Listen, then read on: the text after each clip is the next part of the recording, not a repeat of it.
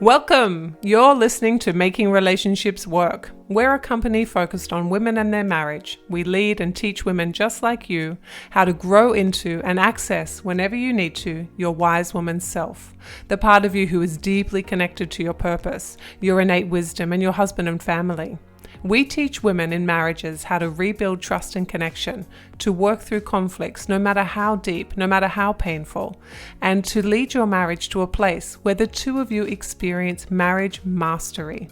This podcast is about learning the systems and techniques that truly work to reconnect you back into your marriage so that you can experience the freedom that comes with a masterful marriage.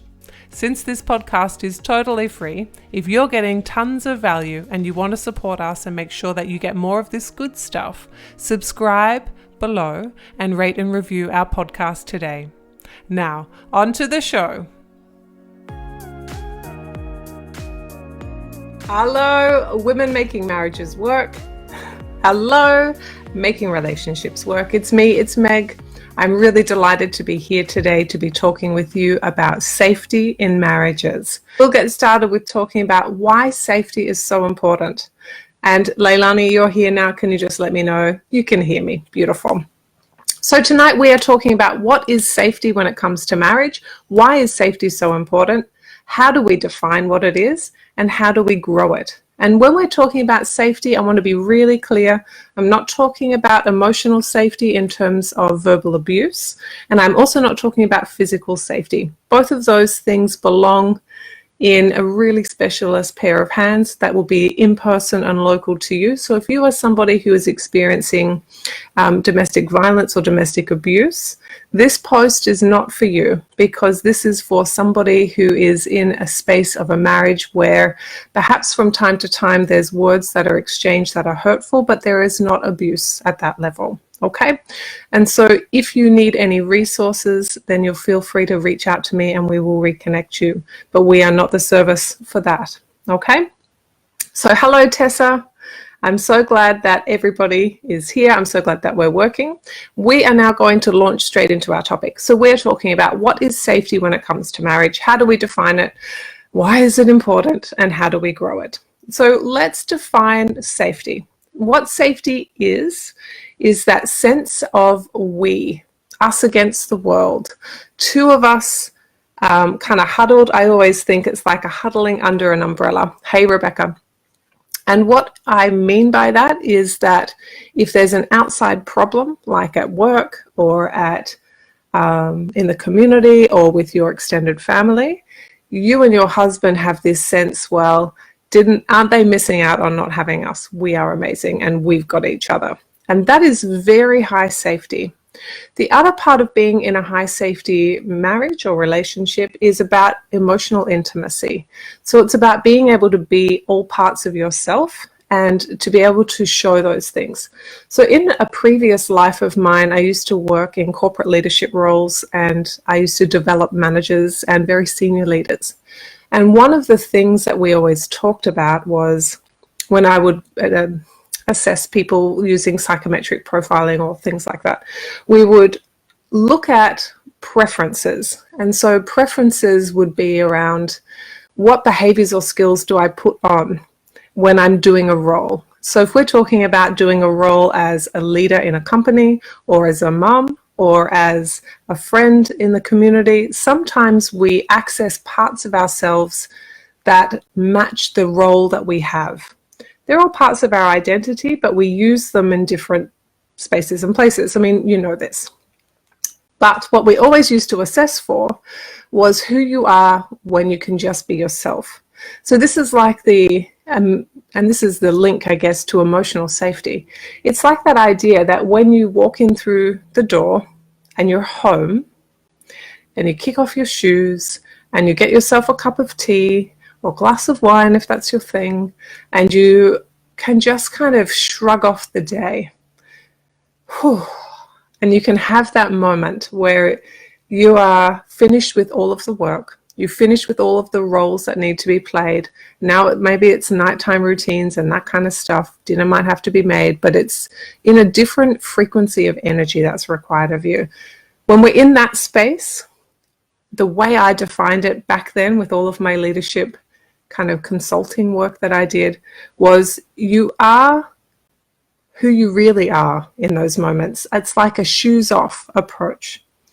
And that's the part of marriage that when it's working well is truly intimate, because it's the part of you that nobody else sees. And I'm not talking about mussy bed hair or no makeup or not dressed kind of neatly, you know. I'm talking about that really intimate shoes off. All of the masks of the day are discarded. All of the identities and roles that are playing are finished. And I, just me, without any effort, is here. And I let you be here with me. And I share my life with you. Now that, my loves, is one form of intimacy. And it's kind of the core base intimacy. But we're going to add another layer to that, because of course there's lots of specifics, kind of parts and pieces to something as nuanced, as emotional intimacy. And so we talk about that core bit. Now we're going to add on to that, and this is really important. The next part that we add on to is I bring my worries, I bring my celebrations, I bring my need for growth, and I bring my need for acceptance and belonging, and I bring them home with me. And most of it is my responsibility. But also I want to share some of that with you, and I want to share what that vulnerability means, and I want to share what that sense of connection looks like when it's working really well with you. I want to go to sleep holding your hand. I want to be able to wake up and make you a cup of coffee just the way you like it. And I want to care for you and be cared for. And I want to share the bits that aren't working. I don't necessarily need you to solve my problem, but if I ask you, I'd love your input. That, my loves, is the second phase of intimacy, emotional intimacy, which requires emotional safety. And so this is why safety is so important when it comes to marriage. Now we're going to park that emotional safety with its two pieces over here. And over here, we're going to talk about a different safety, which is a physical kind of safety. And I don't mean, again, remember at the beginning of this conversation, I said this is not about abuse. So anybody who is in that experience, this is not for you. You need to have local support. This is about physical safety in a marriage, and it's not about violence or domestic violence. What it is about is that bottom part of the Maslow hierarchy of needs. Do you remember? You probably did this. It was very popular in the 90s, but still holds. It's still interesting, right? And so the bottom part of physical safety are things like enough food to eat and drink, and enough safety in terms of a roof over my head, and perhaps the foundations of clothing and warmth, and also being able to get my kids to school and not feel that creeping, nagging, dragging doubt and dread of unsafety in a life, which comes from feeling like you're a one paycheck away from being on the street, or you are with somebody who has committed a betrayal around finances, or any kind of addiction that would and it would I'm tangling myself up. It would hit in the physical component, but it will hit in the emotional as well. But we're talking physical.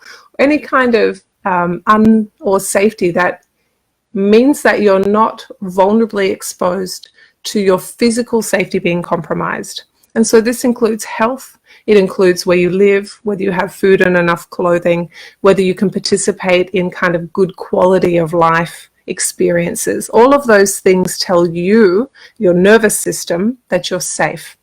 And so because you're co-creating that with somebody else, and so your children fit in there, your husband fits in there, you need to work as a team to have physical safety as well as emotional safety.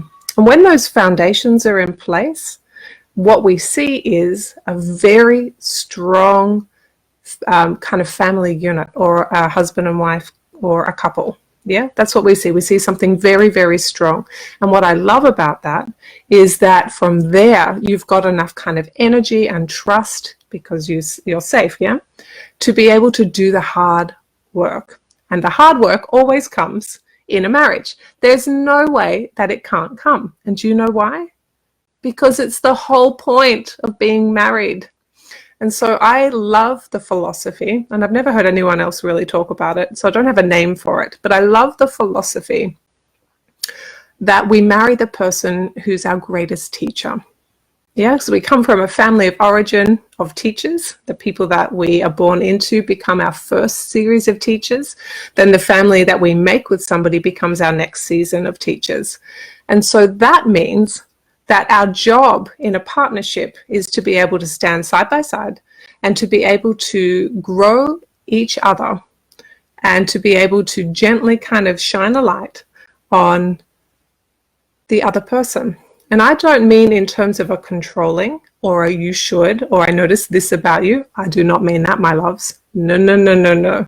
I mean I'm standing here on my own 2 feet and I'm working every day to find the wisdom that comes from being a wise woman and embodying that ability to be courageous and calm and kind and connected and follow through with what's appropriate for me because I'm tuned in.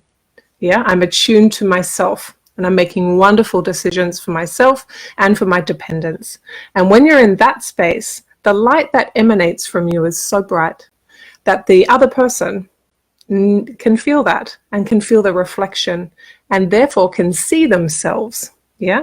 So if your husband's in the same version of a wise woman, I often call that a good man, he's in a good man space, then you'll see your reflection and you'll see your opportunities for growth because we all have work to do. We all have growth to do. That is the whole point of life. You never get it finished. You get to do it because when you get to the other side, you feel strong and powerful and you get that wisdom, which makes you an elder and a matriarch. Yeah. So everybody has to do it. And so when both of you are standing in your wise woman and your good man, it means that you have very strong foundational physical and emotional safety. And with that, you're standing up straight and you're figuring the rest out. Does that make sense? And so the two of you become this mirror for each other. You don't say, you need to do this and you need to do that. No, no, no, no, no. You stand in your own power and you ask your friend, how are you, my love? You look a little upset tonight. Can I help? Or do you want to talk about it? And from there, with your curiosity, you're able to unpack what's going on because everything is safe. Oh, you know what that means, my loves? It's nearly time for me to go. But you get to unpack that with each other and you get to figure out where to from here. And you get to figure out where is my friend growing and how can I support them and vice versa. And that, my loves, is a masterful marriage. And a masterful marriage is grounded in physical and emotional safety. And so that, my darlings, is exactly why safety is so important. So that's how we define it. And that's why it's important. And now, of course, the next part is how do we grow it? So let me just quickly check to see if there's any questions. There's a lot of people here. Elise is here. Hey, sweetheart. So let's talk how we grow it. So we grow it through, and actually this is a really nice time for Leilani to post the link to my masterclass. But essentially we use the 5 shifts that are in there to grow safety. So that's a good resource for you to go away and watch, which will take you through a skill set kind of upgrade. So have a look at that. But the second thing that we can do is we can start to talk about it here. So you grow it by remembering that you're a we, not 2 me's. And if you have 2 me's, that means that you're kind of separate. And so remember that analogy that I used maybe at the beginning where I talked about how you'd be under an umbrella together, sharing an umbrella, not 2 umbrellas. Yeah. So if you're both under an umbrella together, it means that you have this sense of us against the world. So your first opportunity is diagnosis. So would you be under the same umbrella in terms of safety, emotional safety, the way we defined it, and physical safety, the way we defined it? Would you both share that umbrella? If you're not sharing it, it's probably a very good indication that your feeling of safety in the marriage is low. And so what we want to be doing at that point is to be saying diagnostically, what's happening here? How did we get here? If I took extreme responsibility, what components here have I contributed to allow us to be here? Now, let's spend a couple of minutes on extreme responsibility. If you've been here for a while, you've probably heard me talk about it.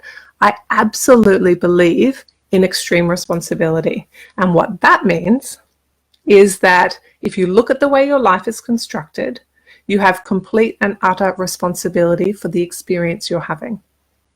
Now, that is something that many people have trouble kind of absorbing or owning. And they use their defenders, you know, the deny, blame, justify, defend, of saying, well, you know, my husband has an addiction, or my husband is doing this, or my husband doesn't earn enough money, or we don't have, and they start to blame environment or another person.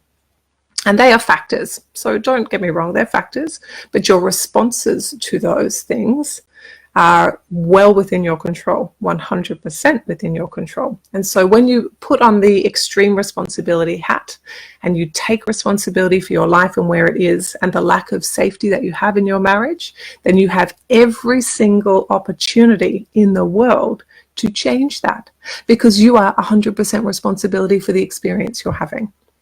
Isn't that amazing? Isn't that so uplifting? Doesn't that feel liberating?